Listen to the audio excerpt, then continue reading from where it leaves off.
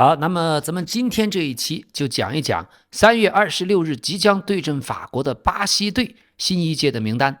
现在的巴西队毕竟不像90年代或者2002年左右了，所以我们先从身价的角度让大家有一个直观印象。安切洛蒂这一次招入的球员，咱们先看锋线。皇马的维尼修斯领衔 1.5 亿欧元身价，巴塞罗那拉菲尼亚8000万欧元，然后是切尔西的若昂佩德罗7500万欧元，曼联的库尼亚7000万欧元，新入选的来自英超布伦特福德的伊戈尔迪亚哥5000万欧元，阿森纳的马丁内利4500万欧元，新入选的来自英超伯恩茅斯的拉扬4000万欧元，法甲里昂队的恩德里克2500万欧元，还有来自于俄罗斯超级联赛泽尼特队的路易斯恩里克2400万欧元。在安切洛蒂召开新闻发布会公布名单的时候，第一次入选的伊戈尔迪亚哥的母亲得知消息后跪在地上喜极而泣。每一届巴西国家队的公布名单总有这样感人的画面，身为桑巴军团为国效力的这份荣誉值得所有人为之感动和哭泣。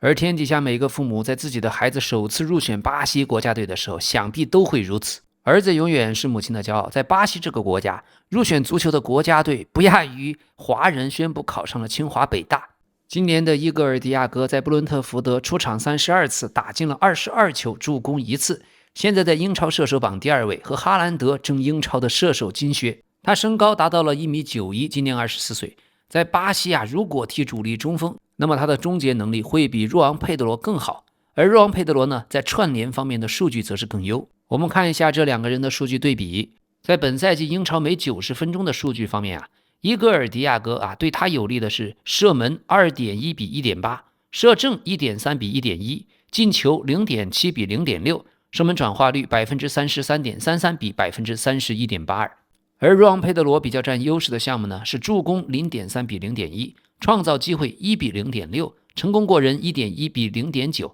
被侵犯1.9比0.8，在对方禁区内的触球次数 5.1比4.6。老 K 个人觉得大概率可能先首发的还是若昂佩德罗，他可以跟左右两边的维尼修斯还有拉菲尼亚形成绝配。维尼修斯就像巴萨的亚马尔一样，负责在强侧的爆破，拉菲尼亚呢弱侧的牵扯和终结。巴西的两个边绝对是金球级别的，而伊戈尔迪亚哥他的点球踢得比较多，进的也比较多。我估计下半场在需要打开局面的时候，派他上场，终结能力更好，也就会成为巴西队在60分钟以后的秘密武器。另外值得一提的是本赛季英超谁能当选英超最佳呢？现在纽约时报给了一份6人候选名单，包括了曼城的塞门约、阿森纳的加布里埃尔和门将大卫拉亚，曼联的 B 费，然后就是咱们伊戈尔迪亚哥，还有阿森纳的赖斯。目前看来赖斯拿官方奖项可能是实至名归，不过投票给塞门约的人也不少，毕竟塞门约在29场联赛里面轰进了15个球，而且大多数时候他还不是顶在最前面的纯中锋。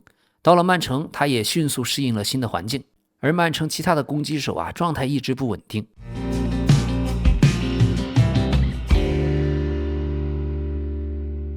世界杯慢慢的就要来了，还有3个月不到，感谢大家尽量能够将老 K 的视频看完，也感谢您的订阅，感谢您的点赞、评论、分享和热推，咱们继续。所以由此也能看出伊戈尔迪亚哥本赛季在英超绝对打出了一番天地。咱们回顾一下他过去的职业生涯应该说他有一个非常好的经纪人，整个职业生涯的规划堪称完美。在2019到2021年，当时他效力于巴西乙级联赛的克鲁塞罗，整个数据表现都平平。而21到23年，他加盟了保加利亚的多哥雷茨队，在这里迎来了爆发，一共有20个进球，11次助攻。23到24年又转回到比利时的布鲁日，再次交出惊艳的答案，赛季是29个进球，5个助攻。在24到26年经历了首个因伤缺席的赛季以后，巴西射手在布伦特福德终于大放异彩。这一路看来，一步一个脚印的成长轨迹，在俱乐部层级也是稳步提升，最终入选了巴西国家队，也是圆满的收获。作为一名只有24岁的射手来说，他未来起码有8到10年的黄金期。所以咱们先聊他也是巴西队的一个 X 因素。由于不在豪门，可能大家对他不太了解。多说一句像保加利亚这样的东欧国家都承认双国籍，所以俱乐部帮他拿到保加利亚护照，踢了1年半就能入籍，非常的宽松，这样他就可以避免占用非欧盟球员的名额。而加入了保加利亚国籍，为什么没有立刻加入保加利亚国家队呢？主要是非法限行规则啊。非血缘的规划想要转移会籍获得新的国家队资格，必须至少在该国连续生活满5年。显然伊戈尔不具备这个条件，自然也不可能立刻被保加利亚国家队征召。还有啊，在东亚的日本许多球员还有国脚的生涯轨迹也和这个哥们儿差不多。现在曼联据说已经盯上了伊戈尔迪亚哥，作为了下窗的重要目标。好，另一位首次入选的是19岁来自伯恩茅斯的拉扬。这位巴西年轻的边锋在冬窗以后加盟英超，发挥非常亮眼，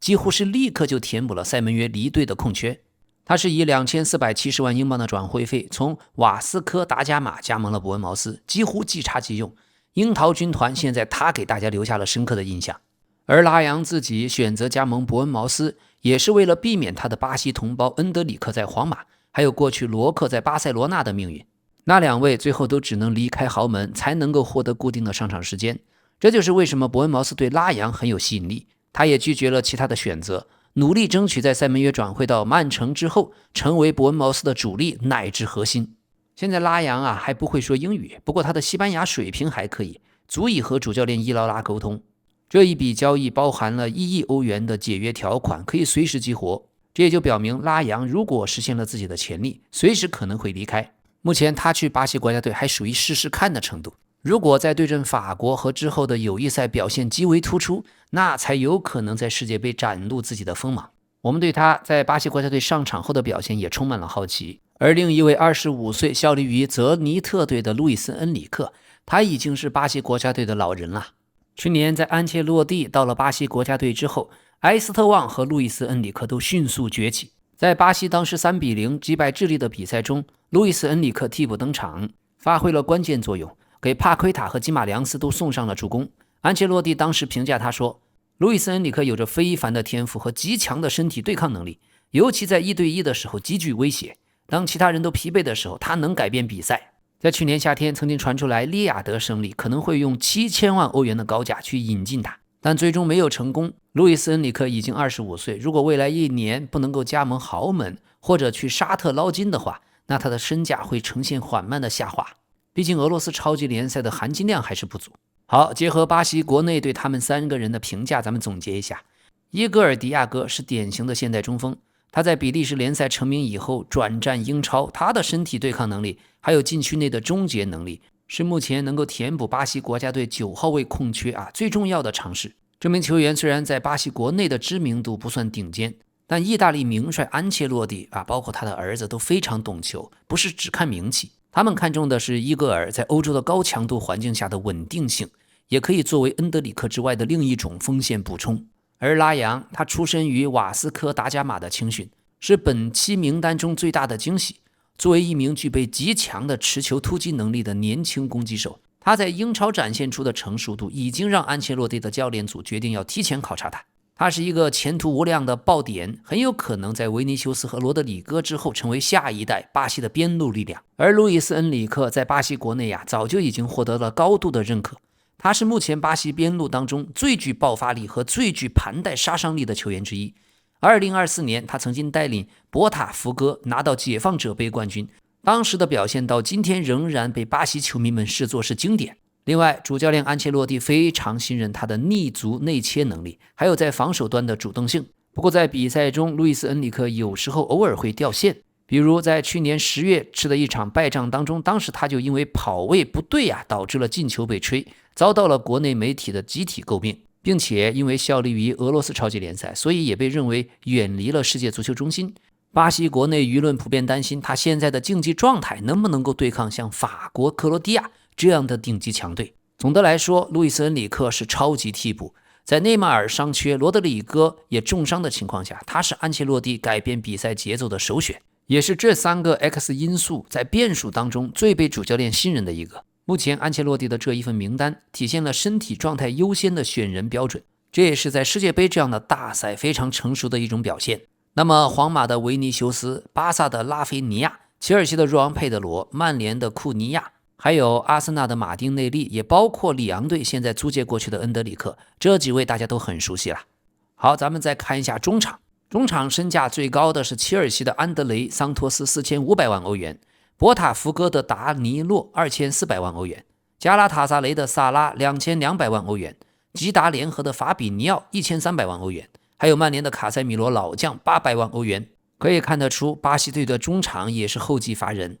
跟中场乏力的法国队相比甚至更差。不过呀，提醒一点，巴西队的球员永远都是技术第一，身体也一流，所以咱们一个个看，一个个分析。安德雷桑托斯只有21岁，现在传出国际米兰的管理层非常欣赏，今年夏天可能会再次求购。他本赛季至今代表切尔西一共是21次首发，贡献了1个球4个助攻。过去上赛季在法甲他曾经拿到抢断王，证明是非常有潜力的。在切尔西马雷斯卡时期，有一段时间表现相当不错，比如打巴萨的那一场。而最近罗塞尼尔上任之后非常的信任他，也被许多球迷称作是罗塞尼尔的亲儿子。但最近切尔西的比赛成绩比较波动，他的表现也不太好，但潜力绝对是有的，而且他的进攻数据也算比较优秀。安德雷桑托斯现在他的风格向前的传球直塞能力还比较一般，不过在中后场的拦截抢断非常不错，其实有点像一个70%的凯塞多，而在进攻方面呢，有点像70%的恩佐。他以前在法甲斯特拉斯堡锻炼的时候，当时罗塞尼尔就是非常的信任他，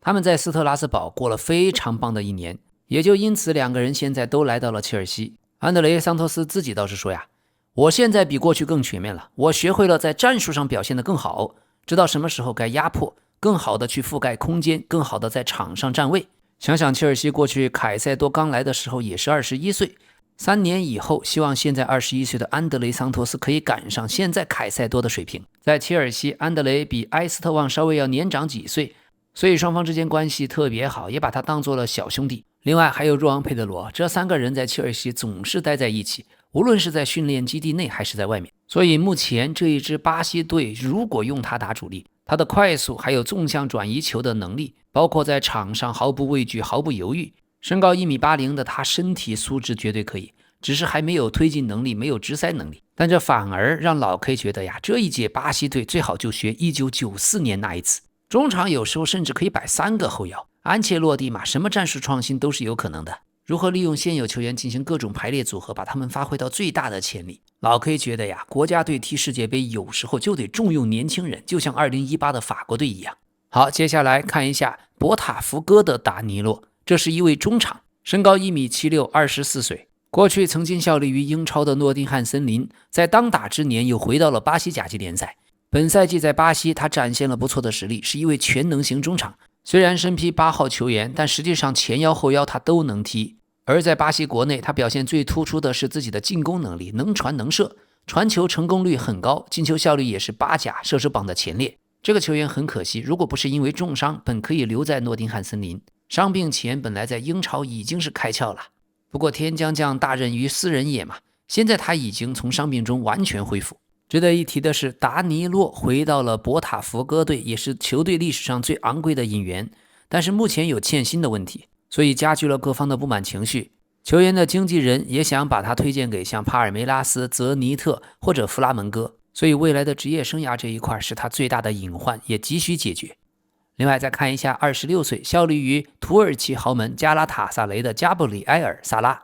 他是出身于圣保罗的青训，也在英冠球队诺维奇效力过2年。在上个月的欧冠淘汰赛附加赛首回合，加拉塔萨雷主场5-2大胜尤文图斯的比赛中，他贡献了1个进球1个助攻，还创造了7次机会，也是当场最佳。当时对尤文的时候，他的组织能力创造力完爆尤文图斯的洛卡特里，关键还进了1个插上的远射。在场上他的覆盖面比较广，本赛季也有6个进球3个助攻，特别是26岁这个年纪在国家队就相当好，可以承上启下。OK， 再看一下吉达联合队巴西老将32岁的法比尼奥，这位大家很熟悉了，过去长期效力于利物浦，也是克洛普手下的悍将。法比尼奥这个球员早年最早的时候去过皇马，当时是他的经纪人门德斯直接开车将他从葡萄牙接到马德里，而且主教练是当年的穆里尼奥。可是因为当时太年轻了，19岁法比尼奥就离开了皇马。他在卡斯蒂亚踢了接近30场比赛，球队当时也创造了历史性的好成绩，但毕竟只是皇马的预备队。法比尼奥真正的职业生涯巅峰还是在利物浦，但现在6月份他在沙特的合同就将完成。32岁的老将仍然有返回西班牙的打算。他的特点几年前我们很熟悉，现在32岁嘛，能力应该有些微的下滑，但现在巴西队用人之际确实也没人了。所以法比奥的回归扮演什么角色，咱们拭目以待。好，最后一位曼联老将卡塞米罗就不用老 K 介绍了，最近是状态极佳，唯一的短板就是体能，但打个60分钟是绝对没有问题。OK， 咱们再看一下巴西后防线，领衔的是阿森纳的加布里埃尔，7500万欧元身价，然后尤文图斯的布雷默3500万，罗马队的韦斯利利马3500万，大巴黎的马尔基尼奥斯3000万，基达国民的罗热伊巴涅斯1700万，弗拉门戈的莱奥佩雷拉1000万，弗拉门戈的达尼洛250万，弗拉门戈的阿莱士桑德罗150万欧元。布雷默今年29岁，身高1.87米，他的整个职业生涯都在意甲，这一次重返国家队也对他意义重大。离开巴西队的这2年，他遭遇过严重的膝盖伤势，接受了半月板手术，但终于困难的日子都熬过去了。曾经的意甲第一中后卫，希望在巴西能够顶得住。而且其实现在的意甲呀，也数不出几个比他更强的。巴西过去中后卫太多，布雷默代表巴西国家队其实没踢过几场。米利唐是非常强，可惜米利唐是不断的伤病玻璃人体质。布雷默的缺点是横向移动能力比较差。看一下本届世界杯的主力中后卫会不会是加布里埃尔再加布雷默，而大巴黎的马尔基尼奥斯毕竟已经31岁，在大巴黎的后防线，马尔基尼奥斯和帕乔其实都不太稳定。他的身高1.83米，不过大赛经验特别丰富，就看安切洛蒂怎么使用吧。好，罗马队的韦斯利利马22岁，身高1.78米，这名球员的精神属性极强，今年在罗马队已经成为重要的核心级球员，潜力巨大。现在也被巴塞罗那的体育总监德科给看上，但年仅22岁的巴西超跑身价绝对高。他在边路属于攻防一把抓，不过毕竟年轻还略显粗糙，推进到进攻3区以后能提供的进攻选择还不太多。韦斯利利马的足球风格呀，个人感觉很适合马德里竞技啊。西蒙尼如果调教，绝对未来是个6边形战士。这个小将能力绝对超强，老 K 先把话放在这里。如果本届世界杯他一鸣惊人，那纯属意料之中。好，再看看27岁，现在沙特吉达国民队的伊巴涅斯，他真的是可惜啦。虽然是后卫，但他的数据方面像前锋一样。过去那几年，罗马的3个后卫的头球能力简直是顶级的。伊巴涅斯一个，斯莫林一个，曼奇尼一个。伊巴涅斯的水平，当年从罗马去任何一个豪门都可以，但那时候罗马的财政困难，必须要卖人，当时为了屏障，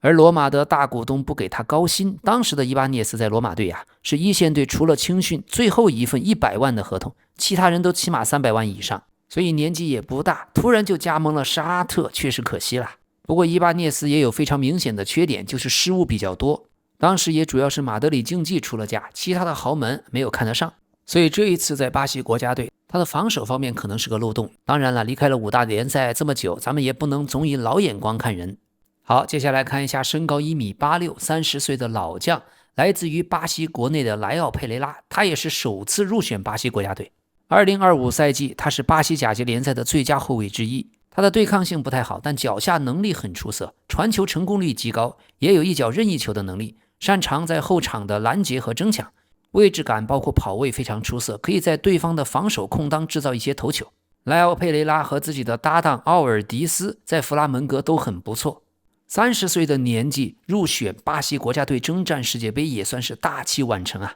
好，咱们再看一下34岁同样来自弗拉门戈啊，34岁的老将达尼洛。这个后卫达尼洛呀，咱们千万不要搞混了，他是过去曾经在皇马、曼城、尤文图斯都效力过，年纪已经非常大，34岁，身价也只有250万欧元。不过水平一直没怎么下滑，他是那种非常兢兢业业、很少见的巴西球员。在尤文是真正的铁血战士，也是当时的队长。更早之前在皇马表现就比较水了，一直被指责，被皇马球迷称为漏哥，几经辗转到了尤文图斯站稳了脚跟。在尤文图斯度过了非常成功的后半个生涯，也为自己赢得了声誉。我想尤文的球迷会对他非常的印象深刻。这次兜兜转转再次入选巴西国家队，也跟他在弗拉门戈的优秀表现分不开。类似的同样还有来自于弗拉门戈已经35岁身高1.80米的阿莱什桑德罗。不用讲，这也是尤文图斯球迷最熟悉的啦。这2头老黄牛看来是真的要在美加墨世界杯给燃尽。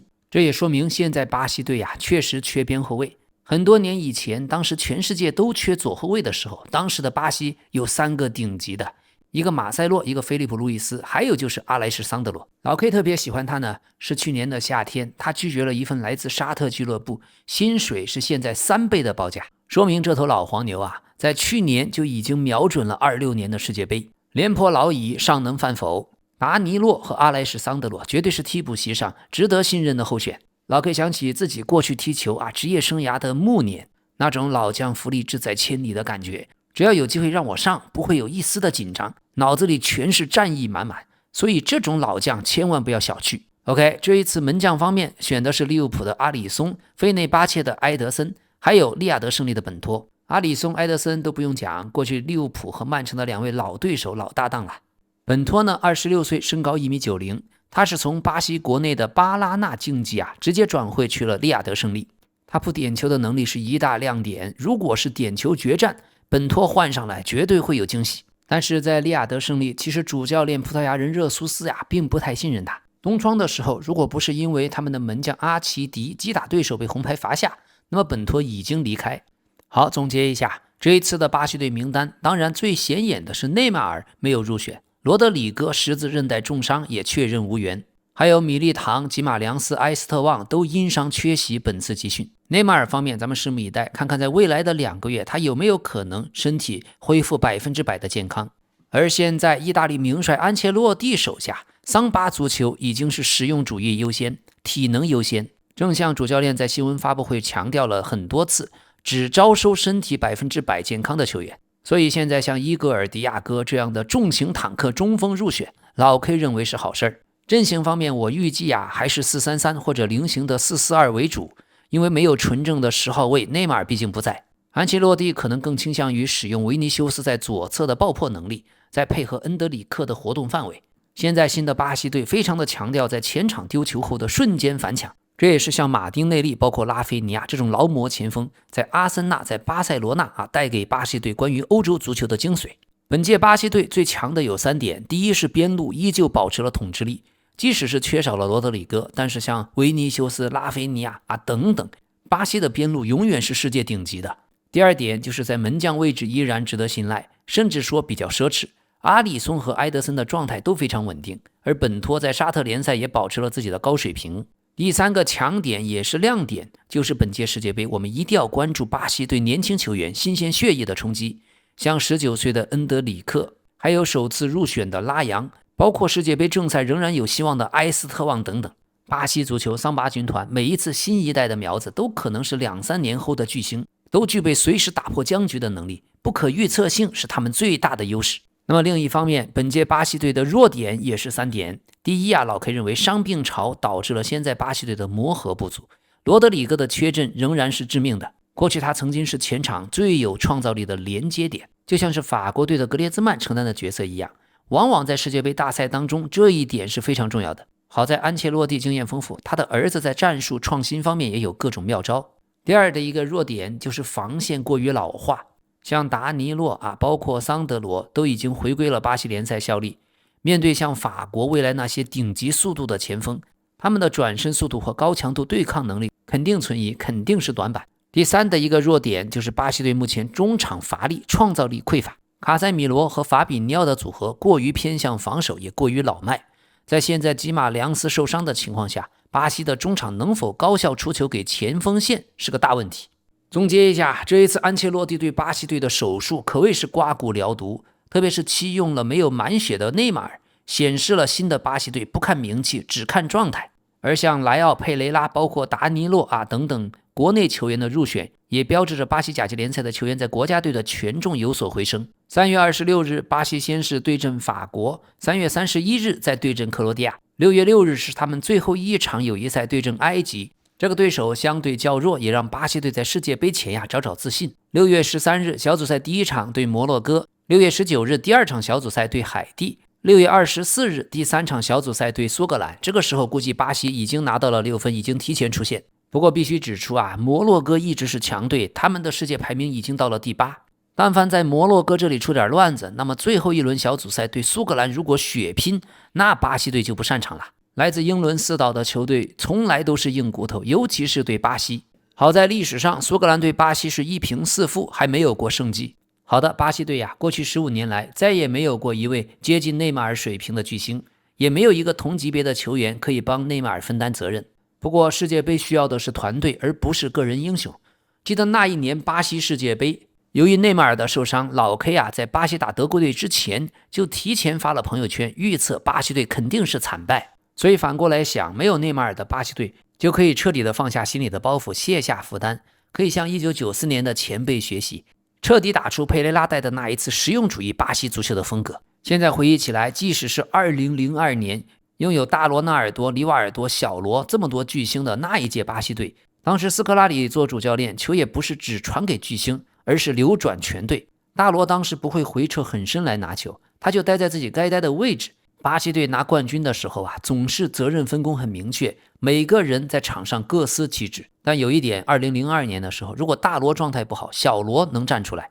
小罗和大罗如果都不行，那里瓦尔多可以站出来。甚至如果3个都哑火，任意球还有罗伯特卡洛斯站出来。甚至如果这4个都不灵，当时的定位球还有像罗克如尼奥尔、卢西奥、埃德米尔松的头球破门。02年的巴西队有无数个解决比赛的选项，而过去的这10几年，所有的责任都压在内马尔一个人身上，这是残酷的事实。这10几年的巴西队踢球啊，我们总能看到内马尔传出的一脚球，队友经常跟不上。好在2026年，随着维尼修斯等人的崛起，现在新的巴西队也许已经有了足够多的球星足以支撑。所以从1990年开始，我们有句老话，每一届世界杯，巴西队永远是夺冠热门之一。好，最后还有一点，这个名单并不是最终世界杯的名单。比如像利物浦的门将阿里松就因伤又退出了本期国家队集训，又选用了科林蒂安的门将索萨入替。索萨27岁，身高达到了惊人的1.99米，他是一个超级扑点球狂魔。东窗的时候曾经被 AC 米兰看上，